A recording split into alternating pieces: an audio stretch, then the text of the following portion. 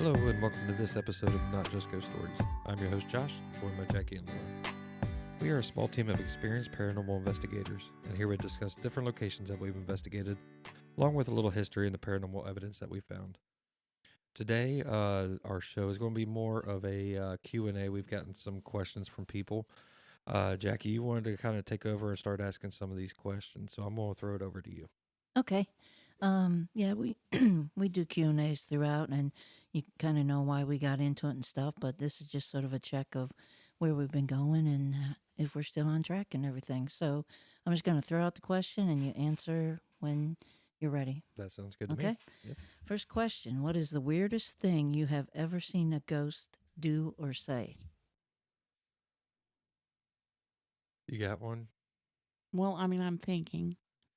Well, for me, um, it would have to be at the undisclosed school. It is probably one of the funniest places for me because the one spirit that we get in the dressing room behind the auditorium, that when you ask his name, he gives you different answers and he laughs about it. To me, I think that's one of the weirdest things. It's hilarious to him and to us. Every time we go back and listen to recordings, and he's asking George Washington was the very first thing he ever told us. Um, he's also had, he's told me Abraham Lincoln once, so anytime you get one like that that's more comical, that just always intrigues me. Have you seen him? I have not. I have seen him, and it gets even funnier because he presents in powdered wig and like what George Washington would wear. Well, that's even better. I don't think mine's really weird as in funny, but mine has to be at Gaines when it specifically called me names and such. That's the weirdest one, Yeah. in my opinion. Okay. That was the slave that, No, that was when we were in that little outhouse part, yeah, and I'm pretty sure that was a slave there, and he didn't like white women in his territory. yeah. Oh So that- no, the little outhouse. Oh, I think yeah, it was Archibald, that was wasn't it? Archibald. Remember, Yeah. like the Yeah. even the equipment we had, everything was like going crazy. It was just weird because he was specifically talking to me, so that one has always stuck with me. Yeah. Jackie, what about you? Um, you brought up Gaines when Tech Jeff and I were in the small outhouse. I looked out the window, and there was this like you could just see this face, an older man's face coming closer and closer and getting larger and saying get out and stuff. That was kind of weird. I guess the other weird thing that's happened is Octagon Hall. Remember all the time we tried to figure out what all the lights were? Like, I still find that weird, even in ghost hunting. And the sheep were Oh. definitely weird. Oh, those were Yes. those were creepy weird though. They should have been asleep. They should have been settled down, and they were just at the fence. And it was they were right up at the fence near the house. Yeah. Crying like babies. Yeah. Well, the next question. Okay. What did you wish to accomplish or learn when you began paranormal investigating, and have you learned it or accomplished it? As far as accomplishing, I wanted to overcome being afraid of the dark. And yes, I am not afraid of the dark any longer. She was very afraid of the dark. Yeah, as far as, I guess the other thing is, I wanted to see if paranormal existed. Like, for myself. Like, I'm more of it, I have to see it to believe it. So- Experience it to believe it. Do you have an answer? Yeah, it does. Okay. More things exist than I ever even knew the word existed for. So in paranormal, actually, you're saying the word grew more to what it actually. Yeah, I thought I was going to go and just It's find ghost. some It's a ghost, a dead person, but it turns out there's a lot more out there that I never really had thought about because it's just not something that had ever been brought to my attention that was a possibility. Okay. I guess for me, I've just always been drawn to it. There was stuff that happened when I was younger that I actually saw and everything else. I didn't know you could actually go out and ghost hunt. I didn't know anything like that until I saw Ghost Hunters, which is the show. And for me, starting to get into it more and more and starting to see all of the things, I don't think I've accomplished everything that I've set out to do yet. Because every single time that I'm on a ghost hunt, we're done with a ghost hunt, I feel that there's more questions that come up, and I gotta to follow those and try to figure out the next part of this and why exactly is it happening. So for me, is it have I accomplished it? Yes, but at the same time, no. So is the way I see it. And as far as my goal, have I accomplished it? No, but I've changed my goal. I set out to find proof that um, this stuff did exist, and now I understand that the only proof I'm ever going to find is for me. I mean, all of this stuff can be recreated. All of this can be man made. I mean, we've seen the pictures that people, they fake it and stuff like that, EVPs, all of it can be faked. So I can't, I'm not interested in getting the definitive picture and showing people, go, look, that means ghosts exist, because it's only going to exist if they're willing to believe it. And I don't need to change their minds anymore. There's enough things to worry about besides what other people believe, Yeah. especially when you know all the things that they maybe should believe. And then the next question ties in with what you said. What is the one thing or many things that you did not believe in before becoming a ghost hunter and you now believe in because you've encountered it? I guess I want to say demons, but I want to say that I always believed in demons, but I don't think I really understood that they can actually speak to you.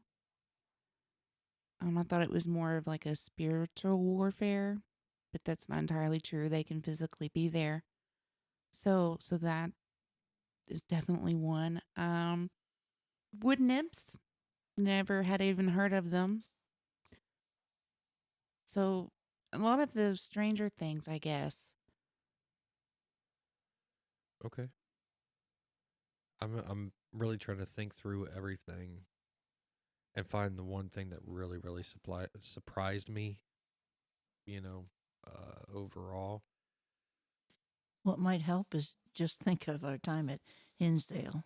Well, Hinsdale is one really weird place, right? Um,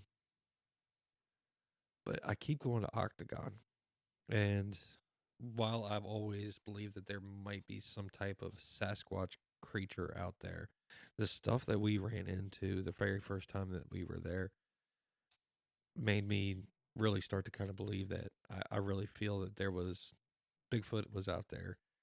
I really believe that aliens were doing something on that property.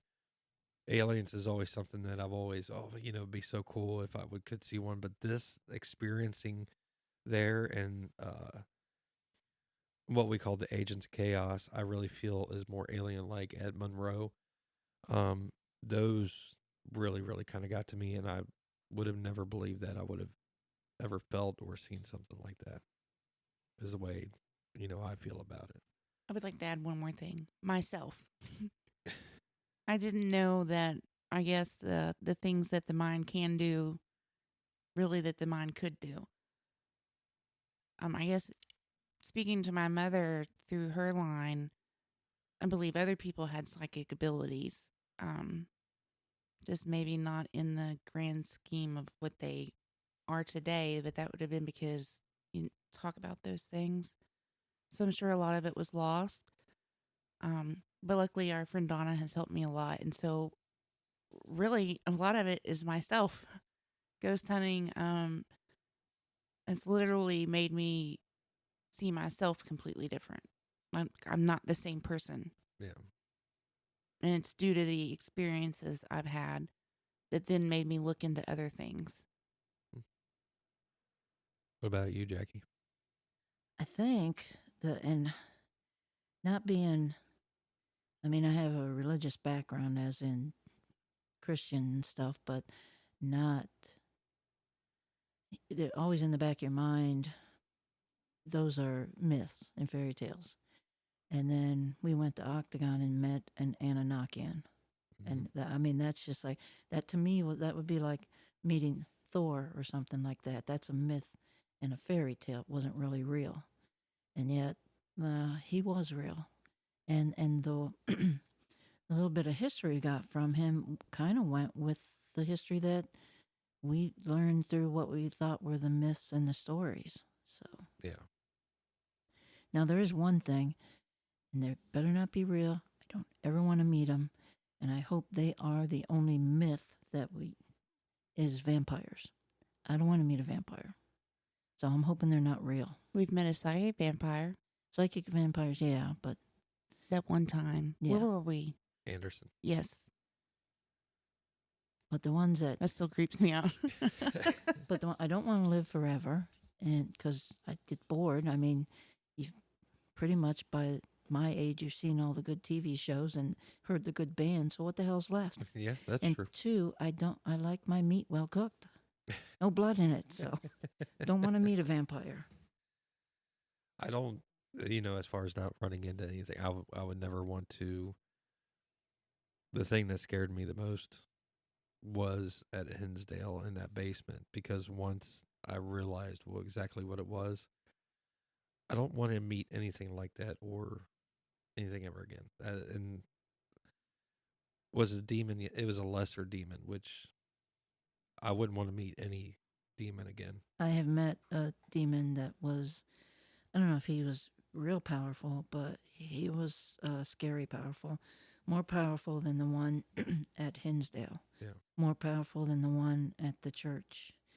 And that's the one thing that I learned about demons is stay away from them. Well, the deceit that they actually try in the first place just it's kind of crazy to me. That and the fact that they have one goal, and that's to get your soul. Yeah. And you don't want them to get it. True. And you just hope like hell that you can win that battle. All right. What would be the next question then? Okay, what is your greatest challenge in preparing and getting to a haunted event? Getting there. Not doing it, but just what's the greatest challenge getting there? Mindset. For me, it's my mindset. I have to get myself mentally prepared to make sure that for one, something doesn't come home with me. Two, that I'm aware of what exactly I'm doing, saying, because I'm not going to lie. There's been times where I've walked into it and I'm just like, yeah, whatever. I was kind of full of myself. And I really think it hurt me overall, mentally. And so for me, mindset, I start focusing on how I'm going to act, how I'm going to do things days before we ever go to a ghost hunt. See, and I was surprised because when I know that there's a ghost hunt, it's a day of the ghost hunt. I'm like, yeah, I'm doing a ghost hunt. I'm doing a ghost hunt. Woohoo! She does. She And gets that's very all- excited. Yeah, that's all that goes through my mind is I'm going on a ghost hunt. Not the fact, even going to Hinsdale, in the back of my mind, it's like, well, I'll probably die there, but yes, I'm going to be on a ghost hunt. So. I don't know that it would be fun if you weren't excited, regardless of the situation. Yeah. What about you? I do a lot before we go. I work on like mental shields, I guess you could say, as far as what to allow in and what not. I try to de-stress myself, I guess, so that I have a firmer grasp on that. I also have to time a lot of medicine. So for me, a lot of it is timing. I take injections for arthritis, and so I literally have to schedule those because it's a form of chemo, and so there's a lot of bathroom breaks. So I have to make sure that I've taken it well before so that I don't have to ask to stop every 10 exits. But I also have to take it close enough that I'm at the peak of it in order to be able to do the physical part of ghost hunting, which, believe it or not, is very physical, especially if you have some sort of physical limitations. If it's cold, I have to pack twice as much as everybody else. Lots of socks. Socks. The arthritis is really bad in my foot. If it gets cold, it's over. And so Jackie loves to know how many pairs I bring. Oh, we have a roof rack on the Jeep to carry just her socks. Yep. So there's a lot of things. And then I also have to pack all the medicine because what if, or what if, or what if, or what if, because sometimes we're so far away from my doctors. So there's a lot that goes into it. And then I'm like, oh, now where are we going and why are we going there? I mean, the only other thing for me would be equipment, making sure that I didn't forget something or anything like that. But I don't have to do that. Josh takes care of that part. yeah, for me, it's mindset. It's my mind has to be in the right place when I walk into that building. I have to be not on guard, but make sure I don't let something, follow me or even just kind of try to talk to me in a way that I don't need to be talked to. I also have to squeeze in a snack run. So I have to hit up the Dollar General that's everywhere, but I still like to have them before we leave. Certain drinks, certain snacks, because that's half of what it's about.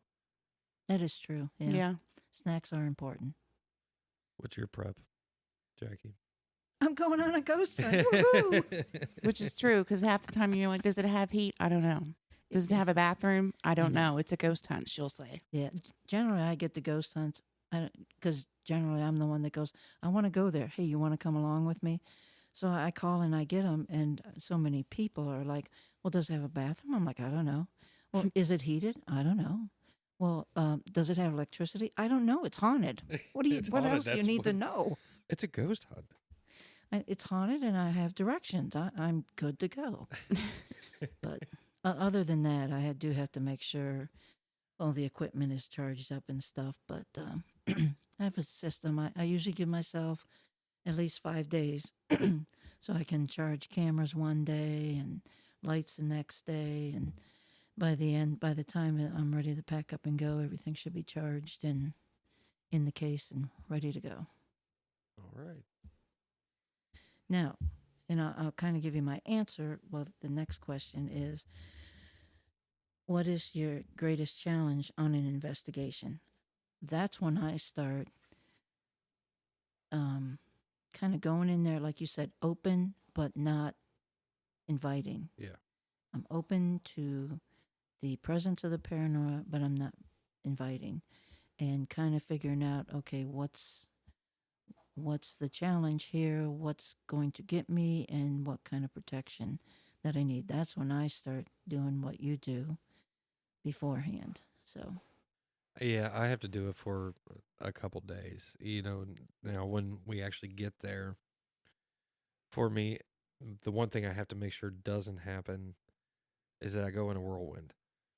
Um, I'm trying to figure out the best way to. What I mean is I don't want to start grabbing all kinds of a bunch of equipment and then just start running room to room, and then I'm not getting any evidence. I need to make sure I pull myself back because at that point I'm where you're at beforehand. I'm at a ghost hunt. This is awesome, But I got to make sure I kind of wrangle myself in to get the best evidence possible as we go along. So I'm just not going crazy. is what I have to make sure of. My greatest challenge, is that why you're both looking at me now? Yes. Okay, it's your my turn. turn. So, I guess on a ghost hunt, it's keeping yourself straight, because for me, it's like, oh, I heard, oh, but I've heard that you want to go and check this out, and what is that person doing? And so it's making the plan and sticking to the plan. I guess for me, that's the biggest challenge. and we've also been relying more upon you about where do you think we should put the cameras and stuff. Josh and I have an input in it, but then we always turn to you to get your psychic knowledge about where should we put the cameras. What do you think they'll respond most to and stuff. So we've kind of put that on you during the investigation. That's really, as far as where do I feel activity is pretty easy at this point for me to read. So that's not really a challenge on the ghost hunt. That's more of in the prep part. But what I will say is when we get there and she starts going through and doing that, I have to also make sure I wrangle her sometimes because she can get going like I get going, where she just all of a sudden she's over here, and then next thing you know, she's 2 rooms over, and you're like, why are you here? We were talking back here. So I have to make sure I pull her in, or else she'll just disappear on you, and Was then you easier. don't get any input from her. It was easier when I was afraid of the dark, wasn't it? Yes, it was. Well, you know, Where's like Laura? Oh, she's like on me. when she's off the trail, which I said, everybody stay on the trail, they'll be safe, and she's off the trail going to kick some dead Indian's ass. Or at the Blue House. Now you were gone, you were possessed or something, but I'm standing there watching the Indians dance for me, but I'm hearing her in the background. 4? What do you mean 4? I don't understand. Why are you giving me this 4? And I'm like, who the hell is she talking to, and what is she talking about? Yeah, it was more difficult in the beginning because a lot of things that I get are just symbols or single words, and you kind of surround the rest of it with it. But at that time, it was like, just imagine all you can hear is 4, and you don't know who's saying it. You don't know why or where it's coming from. Oh, no, I understood because I'm watching these Indians explain everything to me through interpreted dance, and I'm like, hello? What the hell does this mean? And then you both just start looking around going, where's Josh? Romping to see if he can die. Josh is doing things we told him not to do. I'm going to go. They want me to go there. No. I don't And remember. off you went. I don't remember. I know. And then you could almost tell, like, you're going to have to watch him because he's a runner. Like, at that point, he was, like, committed to doing it. It's like, we have to leave. Well, now we know why Josh does the mental prep way beforehand while I'm doing the ghost dance. Yes. Yeah. Yep. So what else we got? What other questions? And then what's the greatest challenge after an investigation? And I bet you we all have the same challenge for that. I'll let you go first. Recovery, physical recovery for me. I'm usually, my joints are swollen, because it's been cold or we sat on the floor or there was 5,000 steps. Obviously I like the ghost hunt though, because I'm more than willing to do those things, but it does take some time to recover from that. Catching up on sleep, and then you're kind of confused on when you're supposed to sleep. And then what do we do now that we know all these things and have 5,000 more questions? For me, the hardest part is trying to recover the evidence. If you want the honest God truth, I lack a lot on going through evidence. It's kind of one of those things like, I should really, go over to that computer and just start listening. But I have this to do. And it's really, really easy to not go over evidence. So you got to really kind of have that willpower at the end to go, okay, I'm going to sit down and just start going through this and start listening. And the thing is once you do get started, then you're hooked on it. Because the first thing that you do here, it's like, oh, there's got to be something else in here. Yeah.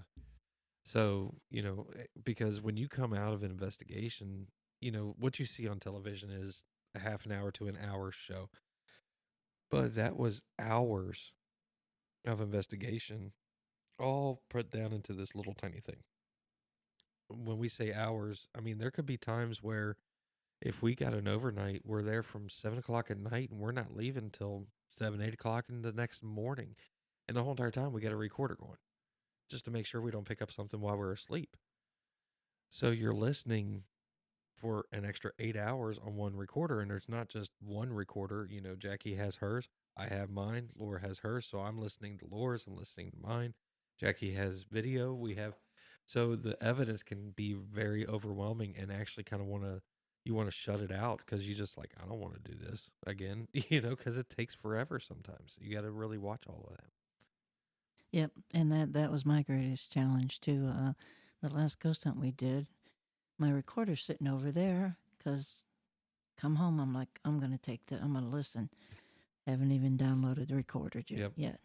And just to clarify, we have 5 GoPros. We might have 5 GoPros running. Each of us usually wears a body cam, so there's 3 more. Mhm. And then we have another body cam that we use as a static body cam. We'll set in a room somewhere and it'll be on something. We're also experimenting with not infrared, but low light cameras. So we have that camera. So we're not talking just 1 recorder, 2 recorder, 3 recorders. Well- We're talking many. Not to mention the trail cams too. Yeah, I didn't want to gotta go mention over- those. you I was gotta go- overwhelming myself. Yeah, you got to go over that, stuff, and there's just a whole lot after a ghost hunt to go through, and you can go through it as a group, but when there's 3 of you, and all 3 of you carry full-time jobs, and you're trying to do this and that, on Ghost Hunters, the TAPS team make it look easy. They make it look easy. Yeah. However, most of the time, that's what they're doing full time. They're just banging out evidence where it's really, really hard. There's been times where I'm like, I wonder if I can rely on the kids. However, are they going to really sit there and focus and listen to a conversation that's happening to make sure that they hear the right thing, or can they listen underneath the conversation that is happening to make sure that they hear something? So I can't really rely on other people to do it. I've got to rely on us and us only. Yeah. That's the hard part for me overall.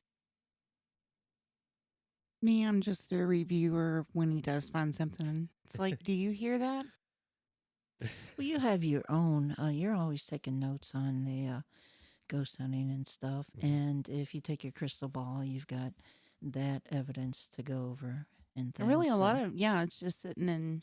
And you do pictures. You do the full spectrum camera. You do a lot of those, and Mhm. you go through those and stuff. So you just you have different I equipment. can't that sit and listen to a conversation. I mean, I can't sit still that long. It's just not gonna. It won't be good. Right. I You- won't hear it. You should, because we're hilarious on a ghost hunt. We are. Many times I'm sitting there and I'm listening to us and we're joking and stuff, and it's like, my God, I can't believe ghosts aren't laughing at us. They probably are. Well, they do it silently then, because I've never picked them up. Maybe ghosts can't laugh. That's true. Or maybe I've heard a ghost laugh.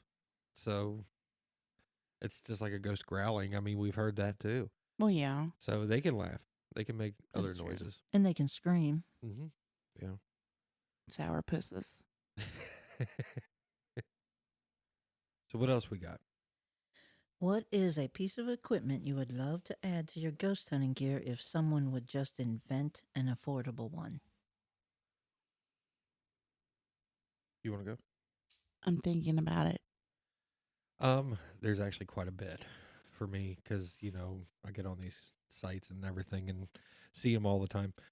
The tripwire is a really cool one for me. Right now, I think it's going for like $200 and some, which doesn't seem like a lot, but it is. It's it's a lot, especially if you want to do like 3 or 4 of them.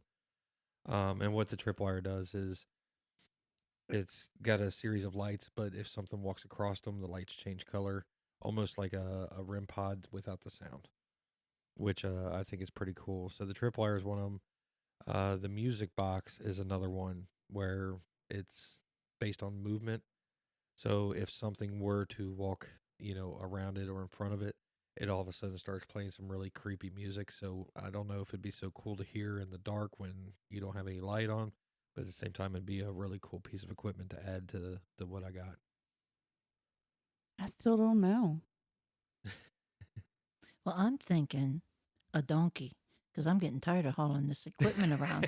So maybe we get us a donkey, pack donkey and stuff, but they're not affordable either. No, they are not. Well, that and then you have to. We'd have to clean up after it. That's Josh's job. No. I mean, like, now, Jackie, I know you've made, the Dandy and the iCow. I know you talked about some other stuff. Like, what else have you been thinking as far as on that end? Well, you said about the music box. I was kind of thinking, actually, with color and sound, just having a piece of equipment that puts out like a red light and maybe a little piece of sound and stuff. and make it so that it has a switch on it that spirits could push which one they like and see which one draws them in, and also stay within the visible spectrum, but maybe go a little bit into the infrared color too. Not we can't go real deep in there, but you know, I thought about gamma rays, but Tech Jeff said no, that was a bad idea. So no gamma rays, No Incredible Hulk. no Incredible Hulk. Oh, okay. So I believe that it wouldn't necessarily mind if somebody's going to invent it. It would be software that can watch cameras for you, that knows when something changes on the screen, and can bookmark it. And can book. Oh yeah, I like that one. Wait, let's all look at Tech Jeff. The other thing that I think would be cool to add is like something that keeps like your vitals at all times. Well, I Like- mean, we already. Yeah. There's kind of that, but again, it's not affordable. You get those Apple Watches, but yeah, that would be, and then we pair it with the Muse, which is reading your brainwaves and stuff, and that would be interesting. Well, I mean, I had a watch, and we went through. The problem is it doesn't record, and that's kind of the biggest issue is the recording of the vitals. And, I mean, you can probably get some stuff, but some of that stuff's really expensive. I do know that. Yeah. That would actually just record it as you go, and you can go back and look, like even while you're listening to EVPs. Like be hooked to an EEG and an EKG, and yeah. That would be cool. So, all right. Next question. Okay, what is the one thing that, regardless of everything else, you would like listeners to know about you? Ooh, this is a Silence.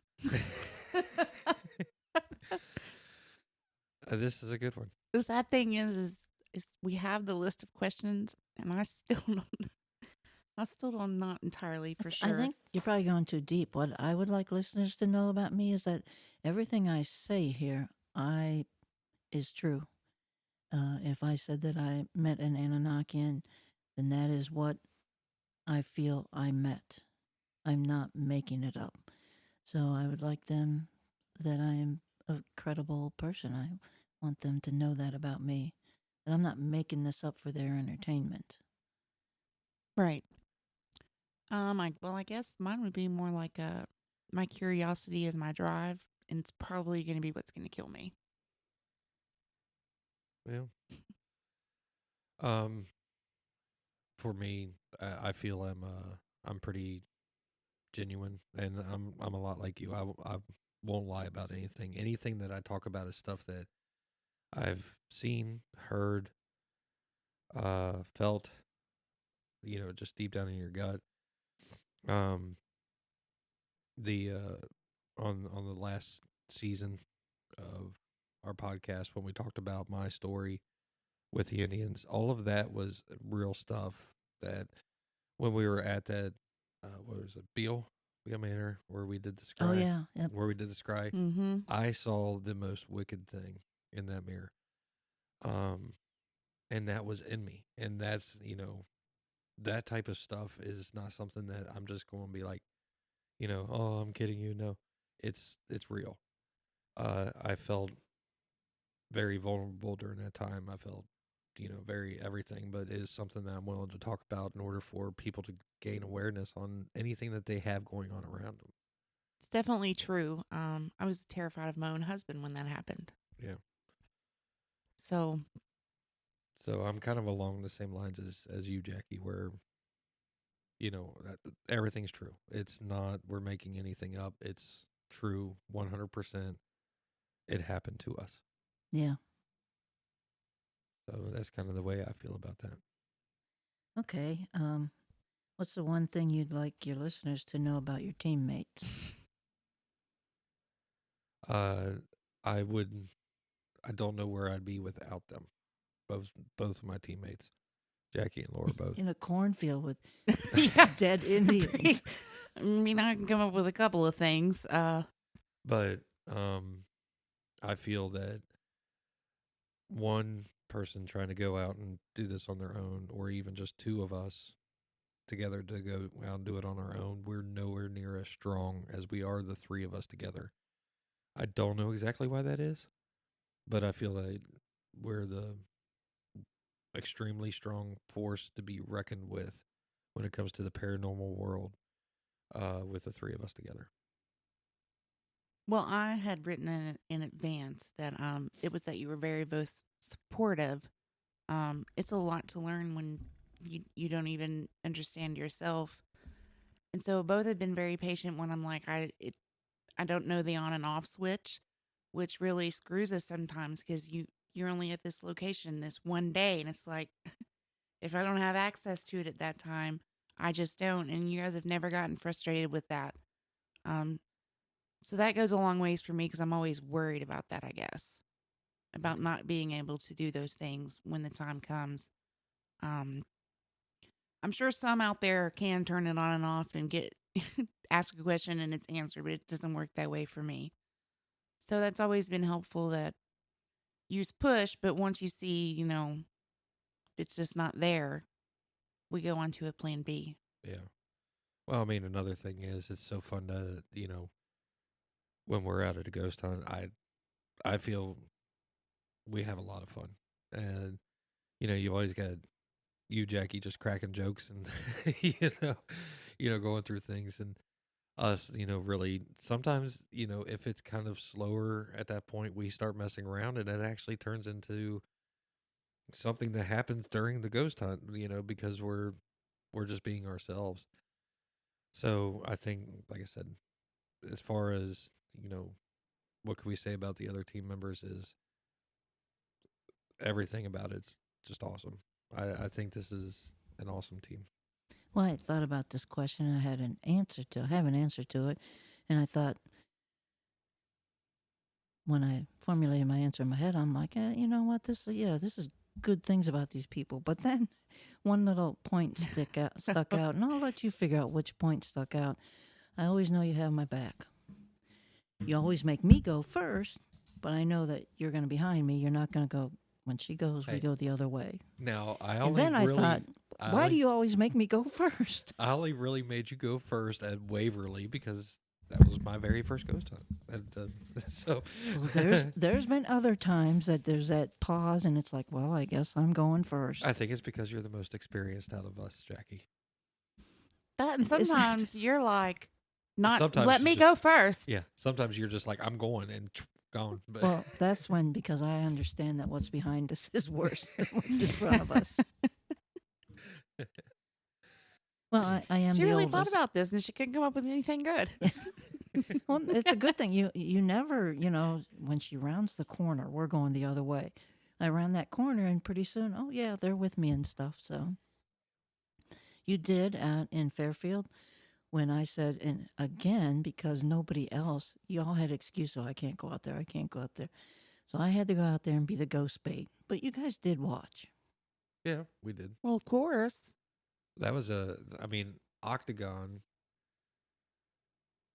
You went and put that thing out, the walkie-talkie Yeah. out in the field. But I think that was just more of like, no, I think when we were all standing in that gazebo, you said, I have to do this. It was not what, we were too afraid to go out there. I remember you even saying, I have to go out there and put Yeah. this out there. And then when we went to go pick it up, I actually walked out there to pick it up, and it was the most nerve-wracking feeling. And I'm like, how the heck did she stand out here for as long as she did?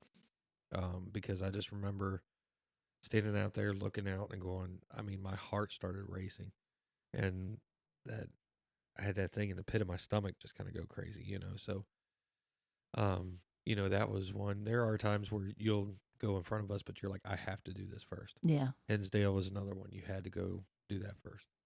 I think I figured out what our problem is. I saw this one guy, and he was saying about he got into a bad situation and stuff, and he's probably gonna get really hurt or beat up or stuff.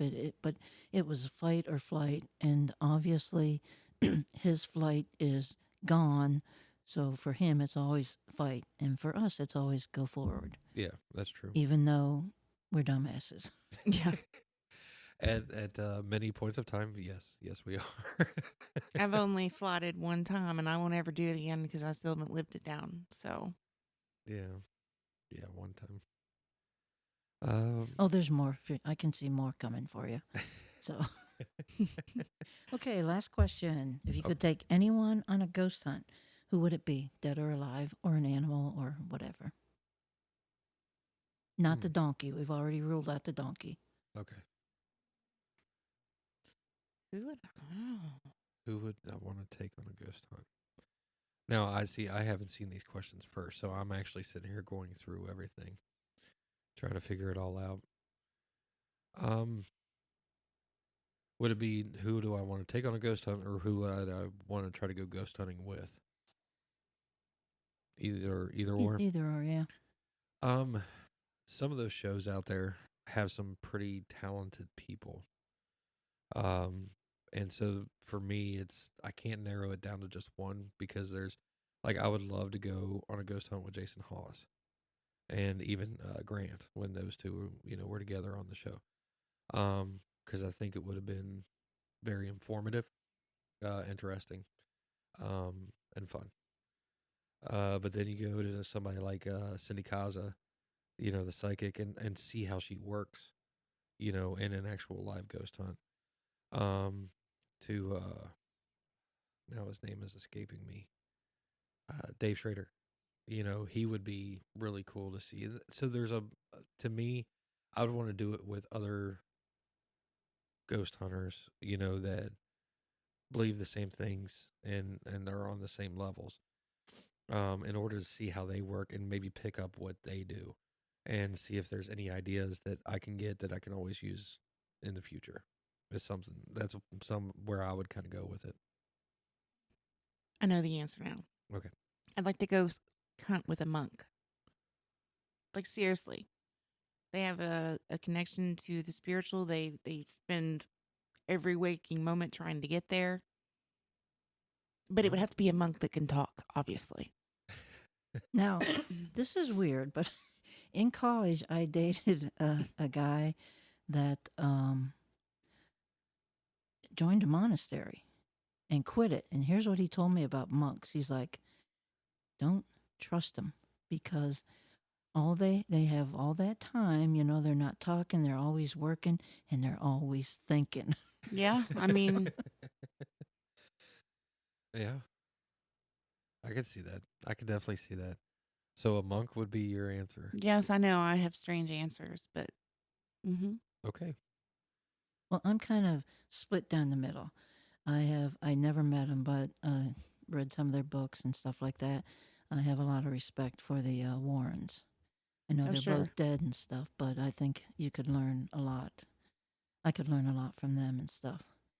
But then on the other side, I like to take somebody inexperienced who can't run as fast as I can, just in case it's one of those demon hunts or something. Gotcha. And just for fun, I'd like to take a non-believer that wants to believe. Yeah. I mean, you know, the skeptics, to me, like, I always try to think of it as a paranormal investigation type of atmosphere. You have your people that are half skeptic and they kind of, believe they don't know exactly what's going on. You have your guys who are never going to believe. And that's somebody I don't think I would ever want to go on a Yeah. paranormal hunt with because I think it would just drag me down. Like, I would just be like, dude, I really don't want to see you right now. So, because I'm just that, where I'm like, okay, I'm done with you. And I So, think there's a lot of fear. We actually ran into one, and I felt bad because there was 10 people. We were doing a church, and and it wasn't a Catholic church. I got a recording that said a little girl saying "mommy," and then a male voice came in and said "Father Tim." Now I thought I had misheard it, and he was saying "father" too, like "mommy, father" too. So we did the reveal and stuff, and the pastor was there, and I told him about this. And when I said, I'm gonna let you guys hear it, but I think he was saying, it sounds like he's saying Father Tim, but I think he was saying Father too. And the pastor, took a quick breath. And I looked at him. He said, they had a man that was at the seminary for Catholic. He didn't get into their religion, and he came to their church, and they all called him Father Tim. Now, I played this for 10 people. They all heard Mommy and Father Tim. One guy did not hear it. I think he heard it. I think it scared him. I think he was not going, for his own peace of mind, he's like, no. He was it wasn't. refusing to believe it. He was refusing to believe it. And the people around him, these are people that he knew and went to church with. I finally had to step in because I think they were going to sacrifice him. Because they're like, it's saying it right there. And then how can you not hear that? And I finally stepped in and said, you know what? Different people hear different things. It's fine. He doesn't have to hear it. He doesn't have to believe what we believe and stuff. So, yeah. And so I think for the skeptic also that's never going to believe, there's a lot of fear in that person, and that may keep them from believing. And they're not somebody you really want on a ghost hunt because I think they're more vulnerable. Yeah, I agree. Well, I think too, some of those people probably had experiences at some point in life, and that's how their brain is coping with it. Yeah. Absolutely no. Then that's what they have to do in order to get over that hurdle. And like I say, as my goal has changed, I'm not out to prove ghosts exist to anybody. No. You tell me you don't believe, I'm fine with that.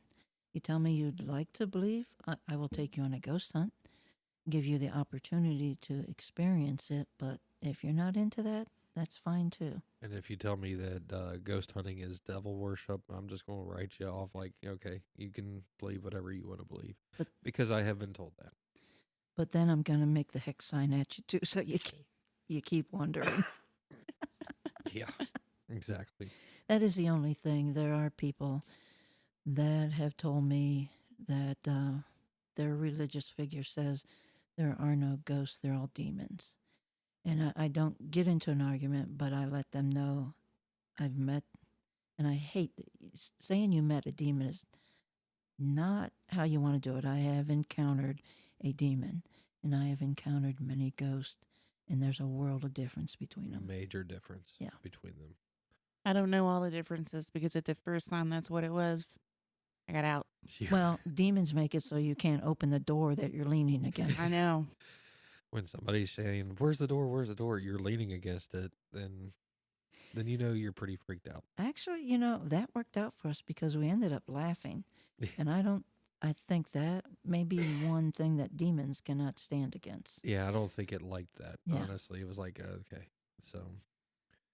All right, and it did leave us alone for the rest of the night, except leaning over you guys. But well, I mean, do you think it was the demon that was leaning over us? Yes, it was. Okay. Yeah, I woke up and saw him. All right. I was asleep. Well, any other questions? I know you said that was the last one. I just want to make sure. That is the last one, unless you guys have a question. All right. Well, this has been Not Just Ghost Stories. We've been your host, Josh, Laura, and Jackie. And until next time, you can find information and contact us on our website at notjustghoststories.com and see evidence that we've discussed on Facebook at Not Just Ghost Stories. Thanks.